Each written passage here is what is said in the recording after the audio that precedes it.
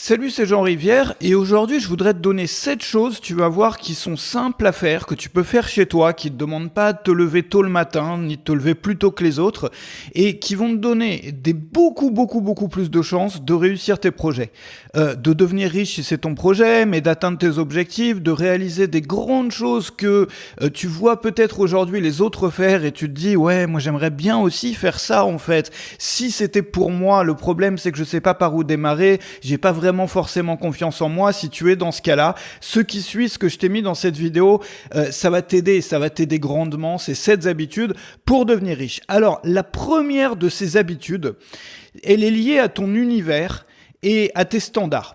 Ça veut dire quoi? Ça, il faut absolument écouter ça. S'il y a une chose que tu écoutes dans toute cette vidéo, il faut vraiment que ça soit ça. C'est que moi, je l'ai vu en aidant des centaines et des centaines et des centaines d'entrepreneurs qui débutent au fil des années. C'est que toi, tu es ici. Et tu as les personnes que tu connais qui partagent ta vie, ta famille, tes proches, tes amis, les personnes qui font partie des associations ou des groupes que tu fréquentes, c'est-à-dire ton milieu. Ça, c'est ton milieu. Et ces personnes-là sont à peu près pareilles que toi, c'est-à-dire pas forcément pareilles sur tous les plans, vous écoutez pas forcément les mêmes musiques, vous n'avez pas forcément les mêmes idées, mais en termes d'avancement sur le projet que tu as toi, sur ton objectif, donc ton objectif, ça peut être de réussir une entreprise, ça peut être de devenir riche, comme le titre de la vidéo l'indique, ça peut être de réussir quoi que ce soit. Et le problème, c'est que toi, tu es aujourd'hui ici, puisque si t'as pas encore commencé ou tu es au début du chemin, mais le problème, c'est que toutes les références que tu as, c'est-à-dire les personnes que tu connais, les exemples finalement qui peuvent être, c'est pas forcément des modèles, mais c'est les personnes qui définissent ta normalité. Et donc, le problème que tu as peut-être aujourd'hui, c'est que ta normalité, c'est-à-dire ce qui est normal pour toi, c'est des choses, des façons de travailler, des personnalités, des façons d'organiser sa journée, bref, des pratiques qui sont celles de personnes qui sont comme toi, plus ou moins, qui sont les personnes aujourd'hui qui partagent ta vie. Le problème, c'est quoi? C'est que il y a d'autres personnes qui sont ici, qui sont peut-être très différentes de là où tu es aujourd'hui, et ces personnes-là, tu n'as pas vraiment encore de contact avec eux. C'est-à-dire, tu peux en voir sur YouTube, tu peux lire un peu des histoires sur ces personnes-là, mais tu as du mal à te voir déjà en faire partie, et forcément, tu sais, c'est Jim Rohn qui disait ça, quelque chose que je répète moi très souvent, c'est que on est la moyenne des 5 personnes qu'on côtoie le plus. On est dans quasiment tous les domaines de la vie, la moyenne des 5 personnes qu'on côtoie le plus. C'est-à-dire que on est extrêmement influencé par notre environnement. Si tu prends une personne, par exemple, moi, ça m'est arrivé plusieurs fois, ça, parce que j'ai habité dans des environnements qui étaient pas habituels pour moi. Tu sais, j'ai habité au Cambodge rural, j'ai habité aussi bien dans un hôtel 5 étoiles, j'ai habité dans des choses qui sont pas vraiment naturelles, normales, enfin, pour là d'où je viens. Et tu te rends compte que, finalement, quand on te met dans un nouvel environnement, il y a des gens autour de toi, au début, ils peuvent te paraître bizarres, étranges ou pas comme toi. Et en fait, au bout d'un moment, à force de discuter, à force de passer du temps avec eux, ils deviennent normaux pour toi. Et puis toi aussi, tu vas changer un petit peu souvent, c'est-à-dire que tu vas être influencé par ces personnes-là. Le problème, c'est que si on n'a aucun lien avec ce qui se passe ici, on vit un peu comme entre 4 murs, c'est-à-dire que c'est extrêmement difficile de se projeter dans un milieu ou de se projeter dans une façon de vivre ou dans des pratiques qui sont pas aujourd'hui les nôtres et dans lesquelles, on n'a pas d'influence finalement extérieure, c'est-à-dire qu'on est dans un environnement très différent. Et quand on se lance dans l'entrepreneuriat, et j'en suis conscient, moi c'était mon cas, c'est le cas de tellement de personnes que j'ai aidées aussi au fil des années, c'est que on est là, on a notre famille, on a nos proches, on a nos amis, on a les personnes qui sont autour de nous, mais on connaît absolument personne qui se trouve de l'autre côté de la réalisation de nos objectifs. Que d'ailleurs ces objectifs, ça soit de devenir riche, ou que ça soit autre chose, ou que ça soit n'importe quoi finalement. C'est-à-dire qu'on se sent isolé. Et souvent nous, on a ce rêve-là, et nos proches, nos amis, ils nous comprennent pas forcément. C'est-à-dire que même l'éditeur, quand on parle un peu de ses projets, de ses doutes, de là où on bute, tu sais, parfois même on a besoin d'encouragement, mais on a l'impression de pas avoir de rester un peu dans l'incompréhension, que ces personnes-là, les personnes qu'on aime en fait, ne nous comprennent pas forcément en ce qui concerne ce projet-là. Alors, la clé c'est, il y a plusieurs façons de le faire, mais la clé, ce qu'il faut comprendre, c'est que ta normalité, c'est ce qu'on appelle tes standards. Qu'est-ce qu'un standard? Tu sais qu'un standard, c'est la limite entre l'acceptable et l'inacceptable. C'est-à-dire ce qu'on juge acceptable et ce qu'on juge inacceptable. On a tous des standards, toi tu en as, moi j'en ai, dans plein de domaines de la vie. C'est-à-dire par exemple en termes de nourriture. Il y a des personnes, tu connais probablement, peut-être que tu en as parmi tes proches d'ailleurs, des personnes qui sont difficiles ou qui ont des choix culinaires ou bien tu sais qui mangent pas de tout. Et ces personnes-là, elles ont des standards plus élevés que la moyenne en termes de nutrition. C'est-à-dire que tu connais comme moi aussi des personnes qui vont peut-être bouffer à même les paquets d'emballage dans le frigo ou bien qui sont pas regardants pour manger du fast-food ou des trucs pas forcément très bons. Et puis des personnes que tu connais aussi qui ont des standards plus élevés. C'est-à-dire qu'on a des standards en termes de nutrition. On a des standards aussi en termes de lieu de vie. Parmi les personnes que tu connais, il y a des gens qui se contentent d'avoir un matelas par terre, enfin qui se contenteraient, c'est-à-dire qui ne seraient pas plus dérangés que ça, que d'avoir un matelas par terre dans un 11 mètres carrés. Alors qu'il y a des personnes qui ont besoin de bien autre chose que ça, c'est-à-dire qui ont des standards plus ou moins élevés. Et là, j'ai parlé de la nutrition, enfin de la nourriture, j'ai parlé du lieu de vie, mais on pourrait parler de plein d'autres choses. On pourrait parler de revenus aussi, on pourrait parler de respect des autres, on pourrait parler de plein de choses, et tu te rends compte que toutes les personnes que tu connais, y compris toi, et moi je suis pareil que ça, on a chacun, sur une échelle, c'est-à-dire sur chacun de ces sujets, sur une échelle, on a défini la limite entre ce qu'on juge acceptable et ce qu'on juge inacceptable. La façon dont te parlent les gens aussi, avant que tu fasses une réflexion ou que tu dises ça suffit, il y en a marre. Bon, c'est-à-dire que ce niveau-là, c'est ce qu'on appelle nos standards. Les standards, le standard, enfin il y en a plusieurs, tu le vois, pour chacun de ces domaines de la vie, c'est la limite, la frontière entre ce qu'on juge inacceptable et acceptable. La magie de la vie, si tu veux, c'est qu'on peut élever ou baisser ces standards. Parfois, ça fait du bien de les baisser quand on doit supporter pendant un moment une situation peut-être un peu plus difficile. Mais on va avoir besoin, en ce qui concerne la recherche de notre objectif, de les élever. Il faut que tu te rendes compte, et vraiment ça c'est important, qu'à partir du moment où on a un standard, on n'essaye plus, et c'est la magie des standards, c'est qu'on n'essaye plus de se dire, tiens, par exemple, si on est ici et que nos standards est ici, on se dit plus, faut que je progresse, il faut que j'avance un peu, il faut que, tu vois, je bosse un peu pour avancer. Non, on est dans l'inacceptable, c'est-à-dire que tant qu'on n'a pas mis la tête en dehors de l'eau et qu'on n'est pas arrivé de l'autre côté ici, on juge qu'on est dans une situation qui est insupportable, qui est inacceptable. Et donc du coup, il n'y a même pas la question de savoir est-ce que je vais travailler, est-ce que je vais avancer, est-ce que je vais procrastiner. La question se pose même pas jusqu'à ce qu'on ait atteint cette limite ici. Et tu le sais, tu peux prendre dans tous ces domaines de la vie, tu peux regarder un peu dans ton passé, dans ton vécu si tu veux, et te demander à tous les moments où tu avais une partie de ta vie qui était passée en dessous d'un standard. Tous les efforts que tu as mis pour arriver à remonter la pente et à arriver au-delà de ce standard-là. Et il y a une énorme astuce, enfin c'est beaucoup plus qu'une astuce finalement, c'est une façon même de gérer ses objectifs, mais même de vivre peut-être, c'est de te dire quand je veux vraiment quelque chose, je vais augmenter mes standards. Quand je veux vraiment quelque chose, je vais monter la barre, je vais augmenter mes standards.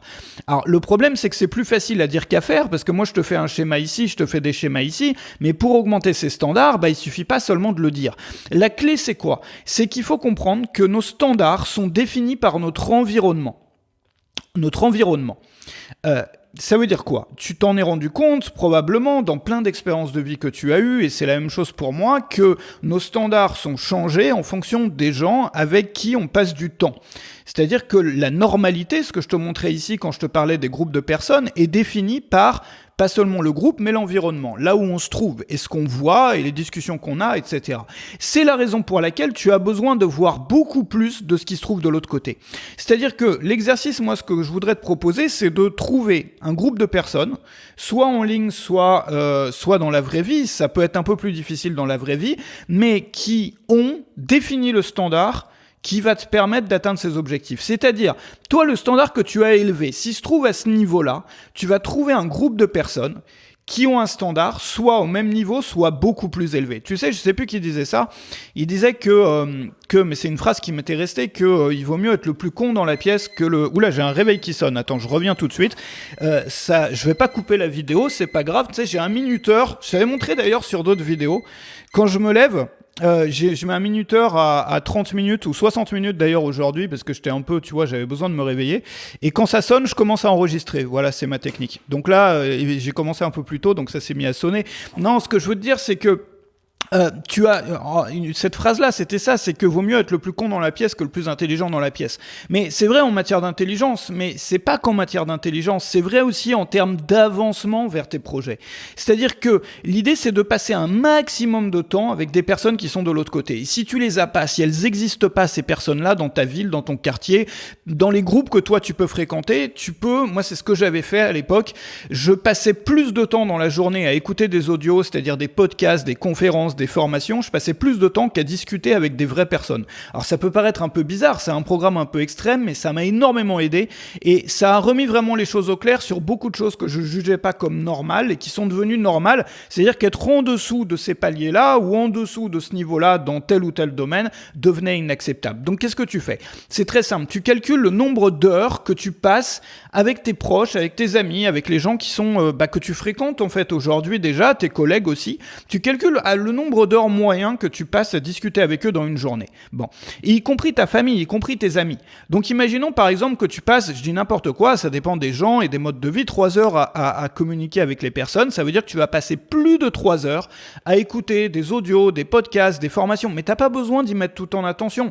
Tu peux le mettre en fond, en tâche de fond. Tu vois, comme les personnes qui ont la télé qui laissent allumer ou qui écoutent la radio dans la voiture, c'est pareil. T'as pas besoin d'écouter chaque mot. Mais l'idée c'est que si tu fais ça, tu vas transformer, et on n'a pas le temps dans cette vidéo parce que je t'ai préparé encore d'autres choses pour après, mais tu vas transformer c'est ton inconscient finalement qui va agir en fonction de ton environnement. Ton environnement va influencer ton inconscient pour déplacer la barrière entre ce que tu juges normal et pas normal. Et évidemment, c'est important ici d'être le plus con dans la pièce, quoi. En ce qui concerne ce domaine-là. C'est-à-dire que ça te pousse, que ça te hisse vers le haut et finalement que la réussite ou le projet que tu veux réussir, le niveau de réussite que tu veux avoir te semble à toi normal. Et à partir du moment où tu auras redéfini ta normalité, et ça encore une fois, on ne peut pas le faire que par des mots, c'est-à-dire que ta normalité, c'est quelque chose qui est défini encore une fois par ton environnement et c'est pour ça que c'est tellement important de travailler sur ton environnement. Et quand tu auras ta normalité qui sera définie et qui sera élevée, c'est-à-dire qui sera plus la normalité que tu auras avant mais qui sera élevée ici, bizarrement ça va te paraître beaucoup plus simple et beaucoup de choses vont te paraître beaucoup plus faciles. Donc ça c'est la première chose. La deuxième chose, c'est la jalousie. C'est d'arrêter d'être jaloux. Alors ça aussi, c'est facile à dire, on est tous, et moi le premier, tout le monde, on est tous jaloux quand on voit quelqu'un, on a tous un petit degré de jalousie, tu sais, quand on voit quelqu'un qui n'aurait pas dû réussir ce qu'il a réussi. C'est-à-dire que, imagine que toi, tu as un projet, et toi, t'en es là dans le projet, il y a une autre personne qui est ici, qui a déjà réussi tout ça que toi, t'as pas réussi. Sauf que cette personne, tu la juges comme étant plus bête que toi ou ne méritant pas le résultat qu'elle a eu ici par rapport au mérite que toi tu as. C'est-à-dire que cette personne-là, peut-être a travaillé moins que toi, peut-être qu'elle a mis moins d'efforts que toi, peut-être qu'elle est moins intelligente que toi. Et du coup, tu as un sentiment ici d'injustice. Et un sentiment d'injustice, on en a depuis qu'on est gamin. Moi, j'ai des aventures, des souvenirs qui me restent depuis que j'avais 5-6 ans, tu vois, des souvenirs d'injustice. Et c'est des choses qui nous blessent finalement, surtout quand on a mis énormément d'efforts ici et qu'on voit quelqu'un d'autre qui a eu des meilleurs résultats. Et le problème, c'est quoi ? C'est que quand on regarde la réalité des injustices, il y en a partout. Le monde est fait d'injustice. Le chat qui mange une souris, c'est injuste pour la souris. Bon, le monde est construit sur l'injustice. Bref, tu vois. Bon, le monde est construit sur l'injustice. On pourrait passer des heures et des journées entières à donner des exemples de ça. Maintenant, on peut prendre sa revanche sur une injustice d'une façon qui est bien plus intelligente, c'est d'utiliser cette injustice comme preuve. Ça veut dire quoi ? Moi, ça, c'est quelque chose qui m'a beaucoup aidé. Et si tu me suis depuis quelques années, tu vas te rendre compte que tu l'as déjà entendu et que je l'ai souvent répété. C'est que tu pars d'une injustice, c'est-à-dire tu vois quelque chose. Par exemple, tu vois quelqu'un, au lieu de, tu regardes une vidéo, tu regardes un truc et tu te dis, mais le niveau de réussite que cette personne-là a eu, par rapport à moi, c'est injuste parce que moi, j'ai mis ses efforts. Cette personne-là, elle a l'air complètement, elle a l'air pas intelligente, elle mérite pas ça, ou bien c'est pas de la qualité, bref. Et tu vas transformer ça comme preuve que toi, tu en es capable. Que toi, tu en es capable. Alors, je t'explique tout de suite. Tu en es capable. Ça veut dire quoi ? Capable. Tu vois, j'arrive jamais à écrire CC. C'est quand même un drame. parce que c'est mon métier d'écrire comme ça sur un écran et j'arrive jamais à écrire en parlant. Enfin, j'ai toujours du mal à écrire tout en parlant alors que j'ai fait sur plus de 400 formations et maintenant je me mets à faire des vidéos. Bref, c'est pas grave. Il y a moi une phrase qui m'avait marqué à une époque, c'était celle-là, c'était que si quelqu'un de plus con que toi a réussi le machin que tu veux réussir, si quelqu'un de plus con que toi a réussi, c'est la preuve que toi aussi tu peux le réussir. Si quelqu'un de plus bête que toi a réussi ce que tu veux réussir, c'est la preuve irréfutable que toi aussi tu peux le réussir. Et donc, au lieu d'être jaloux, c'est-à-dire qu'à chaque fois qu'on voit quelque chose comme ça, au lieu de tu vois, de renfermer une sorte d'aigreur ou de truc moisi, tu vois, qui va nous rendre malheureux, on peut se dire, mais attends, encore une preuve que j'ai trouvée que moi aussi je peux réussir. Encore une preuve que j'ai trouvée que moi aussi je peux faire pareil que lui. Et donc du coup c'est même plus une question de justice et d'injustice, c'est-à-dire qu'on n'a plus d'injustice, on ressent plus d'injustice, on ressent plus de jalousie. Au contraire, on est motivé, on est porté, on est inspiré par la personne, même la personne qu'on n'aime pas. Et l'une des clés c'est ça, c'est au lieu de te construire un monde dans lequel, et je sais que c'est vite fait, surtout dans nos domaines où on parle d'argent, où on parle de réussite, un monde d'aigreur en fait, une prison d'aigreur, c'est-à-dire un truc dans lequel, tu vois, à chaque fois qu'on n'a pas réussi un truc, on va renfermer le machin et on va cultiver de la haine pour telle ou telle personne qui a réussi et pas nous.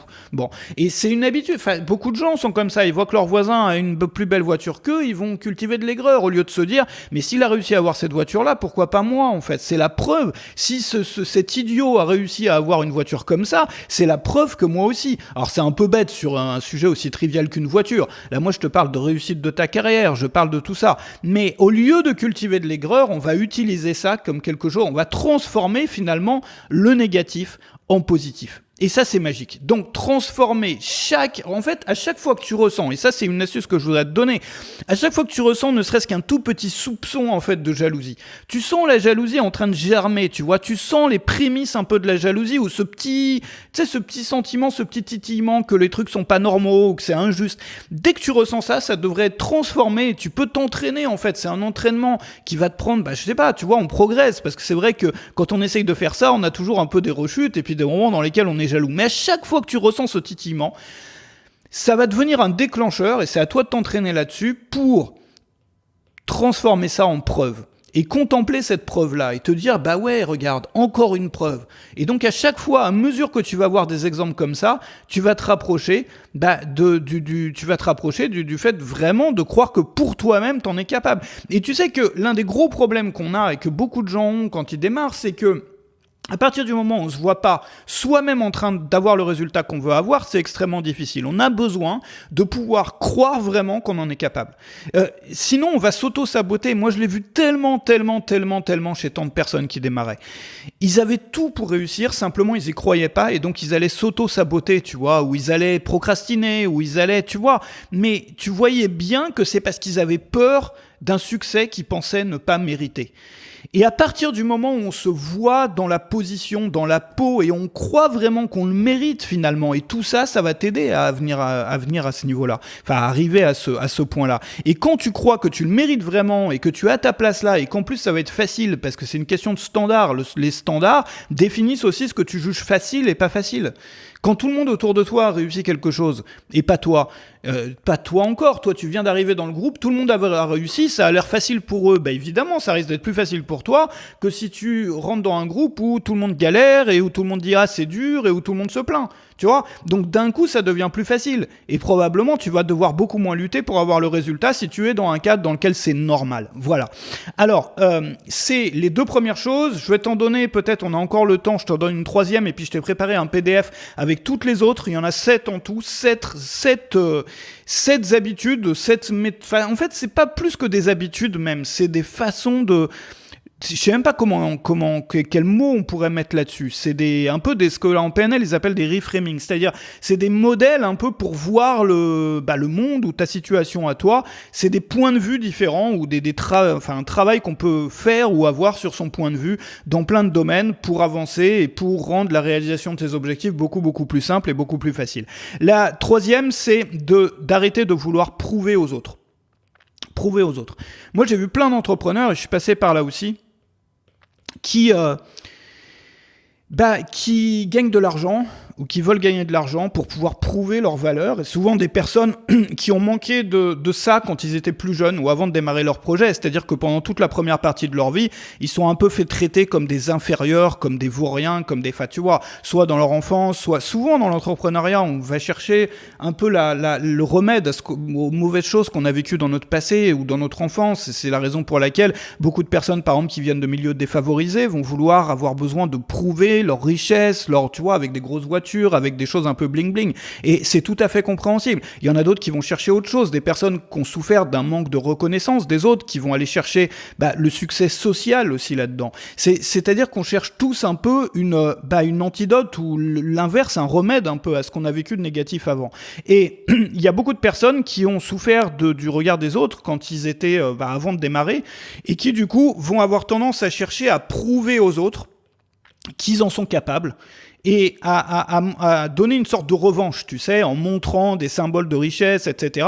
Le problème, c'est quoi ? Il y a un phénomène qu'on appelle l'inflation en anglais, ils appellent ça le lifestyle inflation. Lifestyle inflation, c'est l'inflation du mode de vie.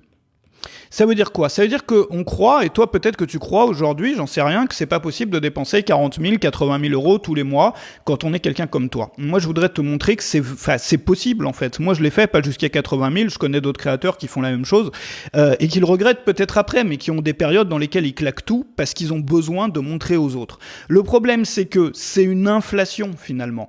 C'est que même imagine que tu, je sais pas, parmi les personnes qui ont vraiment beaucoup d'argent, que tu t'achètes, je sais pas, t'as 3 voitures de luxe, t'as un yacht, mais à partir du moment où t'as un yacht, même si t'as un yacht un jour dans ta vie ou un jet privé, tu vas vouloir, il y a le voisin qui aura un yacht plus gros que toi.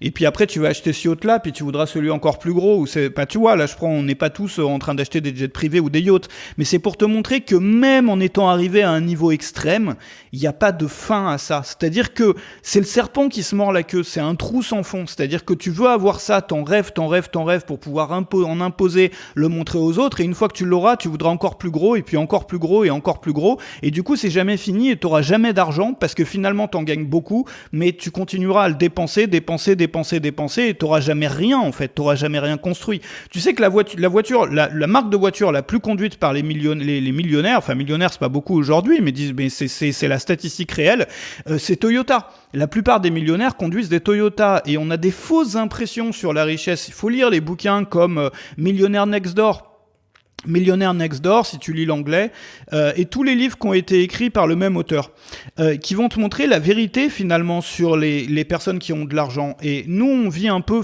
quand on n'en a pas, on vit un peu dans un monde où on croit que dès qu'on a de l'argent, on va acheter telle voiture, tel machin, tel truc. C'est faux finalement. La plupart de ces personnes-là sont invisibles, tu les vois pas. Elles veulent vivre une existence et une vie tranquille. Et finalement, ça fait du bien de lire ça parce qu'on se rend compte que, moi, j'avais commencé pendant quelques années un peu ce truc-là. Je suis pas allé très loin dans ce cercle vicieux parce que j'en suis sorti à un moment. Je me suis rendu compte que ça servait à rien. C'est vrai qu'au début, ça fait du bien. T'as besoin de prouver, t'as besoin de montrer, puis tu vois que ça a un effet sur les autres en fait. Le problème, c'est que tu commences à te définir par ça et que du coup, tu perds un peu ton identité. Tu sais plus vraiment qui tu es vraiment et pourquoi les gens t'aiment et t'apprécient en fait. Est-ce que c'est parce que tu as des trucs chers ou est-ce que c'est parce qu'ils t'aiment bien vraiment toi en tant que personne? Et puis au bout d'un moment tu te rends compte que finalement tout l'effort que t'as mis, tout le travail que t'as mis, il sert à rien parce que en fait tu utilises ton argent juste pour impressionner les autres, ce qui est complètement idiot.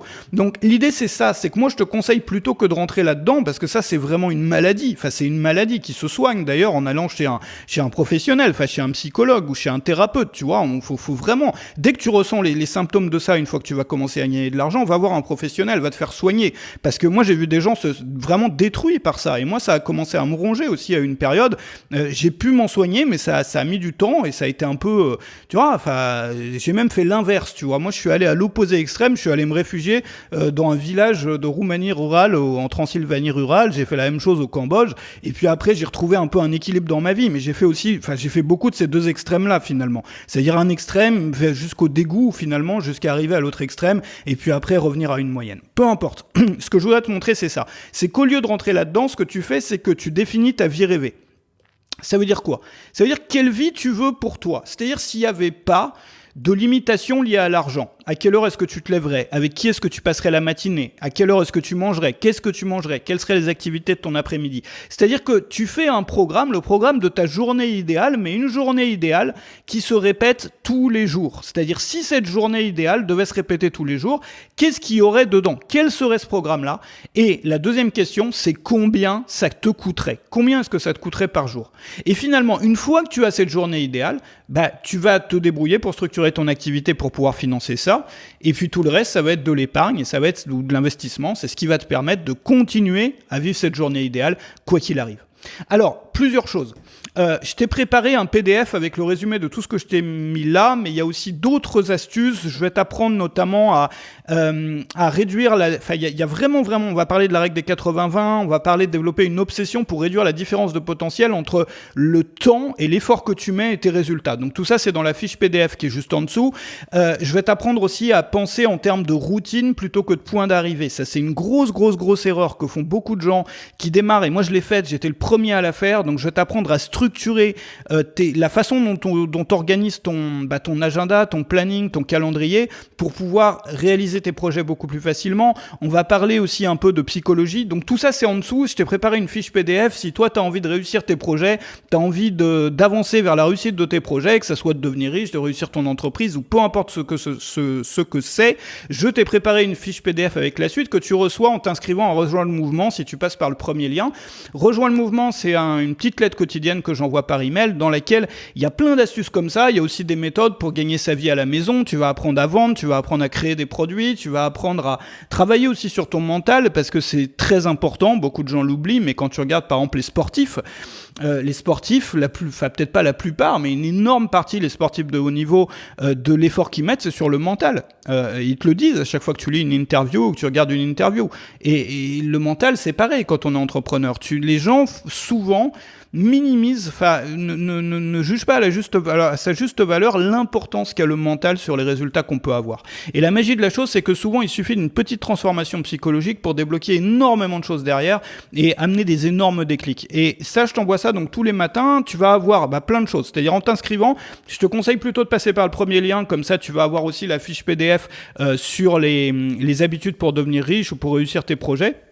En plus, tu vas avoir donc tous les jours ma petite lettre, tu vas avoir tout de suite aussi mon petit livre Gagner sa vie sur le web qui va t'enseigner toute ma méthode, les bases de ma méthode. Tu vas apprendre comment tu vas apprendre à utiliser l'une de tes passions pour la transformer en métier. Il y a plusieurs étapes à ça, il y a pas mal d'exemples, il y a des voies différentes qu'on peut utiliser, même si tu penses que pour toi, et surtout si tu penses que pour toi c'est pas possible, regarde le lien dans la description.